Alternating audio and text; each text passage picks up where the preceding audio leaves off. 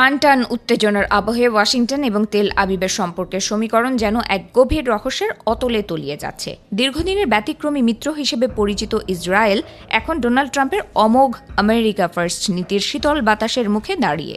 রাজনীতির করিডোরে গুঞ্জন উঠেছে ট্রাম্প প্রশাসন আর ইসরায়েলকে বিশেষ ছাড় দিতে নারাজ, বরং অন্যান্য মিত্র দেশের মতোই তাদের বিচার করা হচ্ছে।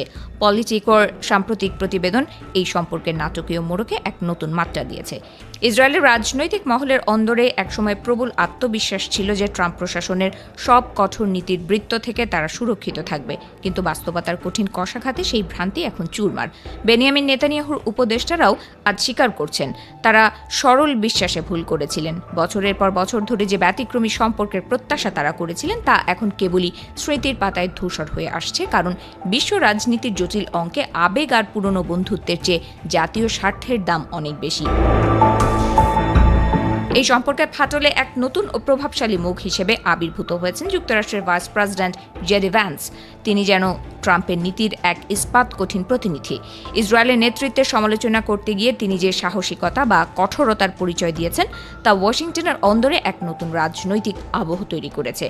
তিনি স্পষ্টভাবে বুঝিয়ে দিয়েছেন আমেরিকার সমর্থন কোনো চিরস্থায়ী দান নয়, বরং এটি অর্জন করতে হয় এবং ইসরায়েলকে এই সতর্ক বার্তাটি বেশ ভালোভাবে শিখতে হচ্ছে।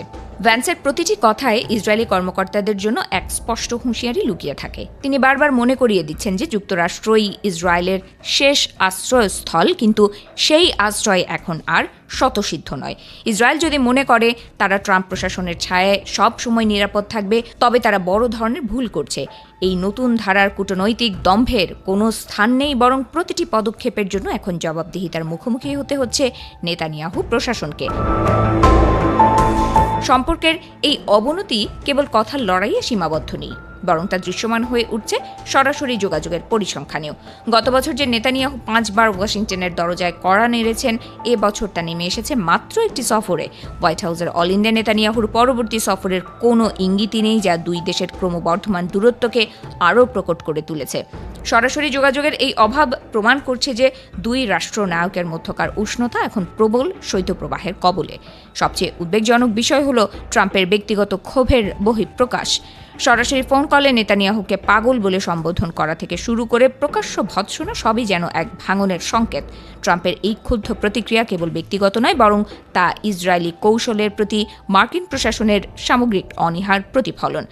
নেতানিয়াহু যে ক্রমশ ট্রাম্পের রোষানলে পড়ছেন তা এখন আর গোপন কোনো বিষয় নয়, বরং আন্তর্জাতিক রাজনীতির এক খোলা নাটক। এর পেছনে রয়েছে মধ্যপ্রাচ্য নিয়ে নেতানিয়াহুর বিতর্কিত সব পদক্ষেপ, যা মার্কিন পররাষ্ট্রনীতির সঙ্গে তাল মেলাতে পারছে না। ট্রাম্পের আমেরিকা ফার্স্ট নীতি অনুযায়ী ওয়াশিংটন এখন তাদের মিত্রদের চেয়ে নিজেদের স্বার্থকেই বেশি গুরুত্ব দিচ্ছে, যেখানে ইসরায়েলের ভূমিকা ও অবস্থান এখন বেশ নড়বড়ে।